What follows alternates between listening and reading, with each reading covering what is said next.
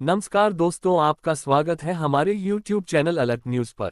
आज बात करेंगे बिहार के भविष्य। नरेंद्र मोदी जी का हनुमान, जिसको प्रधानमंत्री बेटा कहकर संबोधित करते हैं, उनका नाम है चिराग पासवान। इनका जीवन बहुत ही संघर्षशील रहा। आइए जानते हैं इनके जीवन के कुछ महत्वपूर्ण तथ्य। चिराग पासवान का प्रारंभिक जीवन और शिक्षा। चिराग पासवान का जन्म 31 अक्टूबर 1982 को बिहार के खगड़िया जिले में हुआ था। उनके पिता रामविलास पासवान भारतीय राजनीति के एक प्रमुख नेता थे और उनकी माता रीना पासवान एक गृहिणी हैं। उनके पिता रामविलास पासवान पूर्व केंद्रीय मंत्री और लोक जनशक्ति पार्टी के संस्थापक बिहार से थे, जिन्होंने अमृतसर की पंजाबी हिंदू एयर होस्टेस रीना शर्मा से शादी की थी। चिराग का पालन पोषण एक राजनीतिक परिवार में हुआ, जहां उन्हें बचपन से ही राजनीति की बारीकियों से परिचित कराया गया। चिराग ने अपनी प्रारंभिक शिक्षा दिल्ली के DPSR के पुरम से प्राप्त की। इसके बाद उन्होंने बिट्स पिलानी से कंप्यूटर साइंस में स्नातक की डिग्री प्राप्त की। पासवान तीसरे सेमेस्टर के कॉलेज ड्रॉपआउट हैं कंप्यूटर इंजीनियरिंग की डिग्री में। कॉलेज से बाहर होने के बाद उन्होंने कंगना रनौत के साथ हिंदी फिल्म मिले ना मिले हम 2011 में अभिनय किया।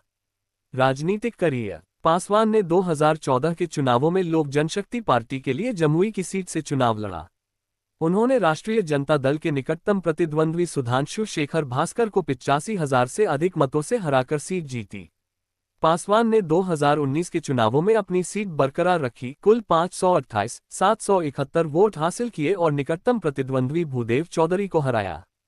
पासवान 2014 के भारतीय आम चुनाव में बिहार के जमुई निर्वाचन क्षेत्र से 16वीं लोकसभा के सदस्य के रूप में चुने गए, जबकि उनके पिता लोक जनशक्ति पार्टी के माध्यम से हाजीपुर निर्वाचन क्षेत्र से जीते। आगामी बिहार विधानसभा चुनाव 2020 से पहले चिराग पासवान ने बिहार के युवाओं का ध्यान आकर्षित करने के लिए बिहारी फर्स्ट अभियान शुरू किया। बिहारी फर्स्ट अभियान का उद्देश्य बिहार राज्य का पूर्ण विकास करना है।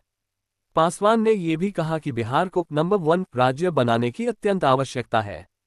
27 फरवरी 2021 को पासवान ने अयोध्या में राम मंदिर के निर्माण के लिए 1.11 लाख रुपए का दान दिया और कहा कि समाज के वंचित वर्ग से संबंधित प्रत्येक व्यक्ति का कर्तव्य है कि वह इस संबंध में योगदान दे।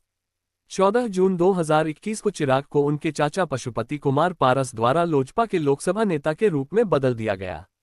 एक दिन बाद चिराग ने अपने चाचा पशुपति कुमार पारस और चचेरे भाई प्रिंस राज सहित पार्टी विरोधी गतिविधियों के लिए 5 बागी सांसदों को निष्कासित कर दिया।